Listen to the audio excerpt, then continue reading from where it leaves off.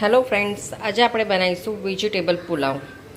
એની માટે મેં લીધું છે ઓનિયન, વટાણા, બટાકા, કેપ્સિકમ, ગાજર. 2 કપ ચોખા બે વખત ધોઈને ચોખ્ખા પાણીમાં મેં પલાળીને રાખ્યા હતા 15 મિનિટ પહેલાં. હવે આપણે રાઈસ કરવા માટે એક તપેલીમાં થોડું પાણી ગરમ કરવા મૂકી દીધું છે. આપણે એની અંદર ઉમેરીશું 2 તમાલપત્રના પાન, 1 ચમચી જેટલું, 1.5 ચમચી જેટલું મીઠું. એને ઉકળવા દઈશું. પાણી બરાબર ગરમ થઈ જશે ત્યાં સુધી. હવે આપણે પાણી ગરમ થઈ ગયું છે, એમાં રાઈસ એડ કરી દીધા છે બોઇલ થવા માટે. અને બીજી બાજુ પણ થોડું પાણી મૂક્યું હતું, એમાં આપણે મીઠું નાખ્યું હતું. ગરમ થાય એટલે એની અંદર આપણે એડ કરીશું ગાજર,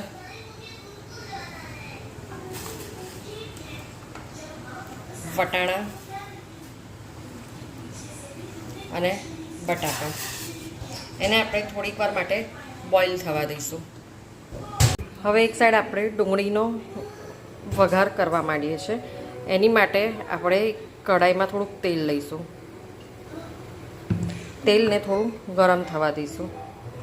હવે તેલ થઈ ગયું છે. આપણે એમાં એડ કરીશું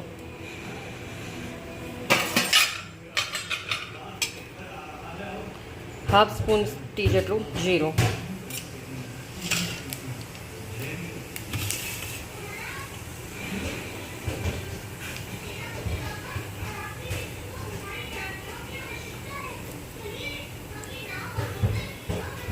જીરું થઈ જાય એટલે આપણે એમાં ઓનિયન એડ કરીશું.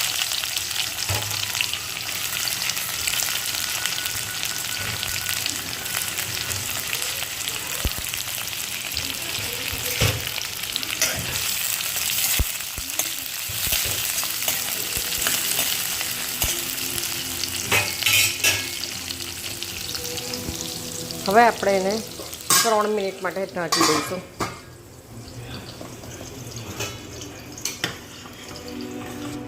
શકો છો એક સાઈડ રાઈસ થાય છે, એક બાજુ આપણા વેજીટેબલ્સ બોઇલ થાય છે અને એક બાજુ મેં ઓનિયનનું થવા માટે મૂક્યું છે. 3 ગેસ પર 3 સાઈડ સ્ટાર્ટ છે. તમે જોઈ શકો છો કે આપણો રાઈસ થઈ જવાયો છે. 95% જેટલો ચડી જવો જોઈએ અને એનો દાણો તૂટવો જોઈએ.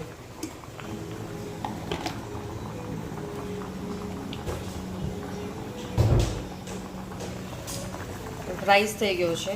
એક સાઈડ આપણા વેજીટેબલ્સ બોઇલ થઈ ગયા છે અને ઓનિયન પણ ઓલમોસ્ટ થઈ જવાય છે. ત્યાં સુધી આપણે રાઈસ કાઢી લઈશું. આપણે રાઈસ અને વેજીટેબલ્સ કાઢી લીધા છે. હવે આપણે એમાંથી થોડી વાર પાણી નીતરવા માટે મૂકી દઈશું. હવે આપણે લસણ અને મરચાંની પેસ્ટ કરીશું. કેપ્સિકમ એડ કરી દીધા છે અને થોડુંક મીઠું એડ કરેલું છે. આપણે રાઈસમાં મીઠું થોડું એડ કર્યું હતું એના ભાગનું. વટાણા, ગાજર અને બટાકા એડ કર્યા હતા, પાણીમાં મીઠું એડ કર્યું હતું. અને ઓનિયન અને કેપ્સિકમના ભાગનું આમાં એડ કરીને આપણે થોડી વાર એને ચડવા દઈશું. તમે જોઈ શકો છો કે ડુંગળી અને કેપ્સિકમ ચડી ગયા છે. હવે એમાં આપણે આ એડ કરીશું બીજા વેજીટેબલ્સ અને એને હલાવીને થોડીક વાર થવા દઈશું, મિક્સ થવા દઈશું બધા વેજીટેબલ્સને.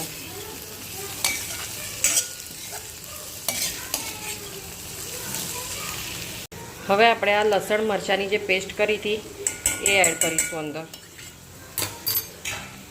અને એને પણ થોડું હલાવી દઈશું, મિક્સ કરી દઈશું.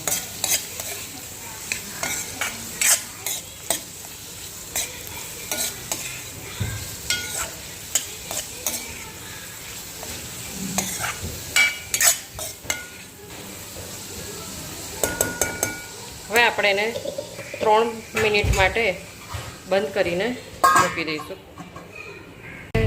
હવે આપણે 3 મિનિટ થઈ ગઈ છે. ખોલીને એને ચેક કરી લઈશું. તમે જોઈ શકો છો કે બધા જ વેજીટેબલ મિક્સ થઈ ગયા છે સારી રીતે. અને બહુ જ સરસ સ્મેલ સુગંધ આવી રહી છે એની. હવે આપણે એમાં મસાલા એડ કરીશું. એવરેસ્ટનું કિચન કિંગ મસાલા પાવડર લીધો છે, એની આપણે આ એક નાની સ્પૂન એડ કરીશું. અને એક નાની ચમચી કાશ્મીરી રેડ મિર્ચ પાવડર. બીજા કોઈ જ મસાલા આપણે આની અંદર એડ કરીએ નહીં. ગરમ મસાલાની પણ આમાં આ નાખ્યા કિચન કિંગ મસાલા નાખ્યા પછી ગરમ મસાલાની પણ જરૂર પડતી નથી, એટલો સારો ટેસ્ટ એનો આવે છે. હવે આપણે જે રાઈસ બોઇલ કરીને મૂક્યા છે એડ કરીશું. આ રાઈસ છે એને આપણે ધીરે ધીરે એમાં એડ કરીશું વેજીટેબલ્સમાં. આપણે વેજીટેબલ્સમાં રાઈસ એડ કરી દીધો છે. હવે એને બરાબર હલાવી લઈશું. આપણો પુલાવ હલાવીને રેડી થઈ ગયો છે.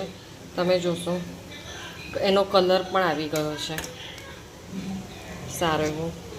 આમાં મેં કોઈ જ મસાલા એડ કર્યા નથી, ખાલી ઘરનું લાલ મરચું કાશ્મીરી અને એવરેસ્ટનો કિચન કિંગ મસાલા. હવે આપણે એમાં ઉપર થોડા ધાણા એડ કરીશું. અને મીઠું જરૂર પડે તો જ એડ કરજો ઉપર, એક વખત ટેસ્ટ કર્યા પછી, કારણ કે દરેક વસ્તુમાં આપણે મીઠું એડ કરેલું છે. તમને અમારી ચેનલ ગમે તો please like and subscribe. Good bye friends.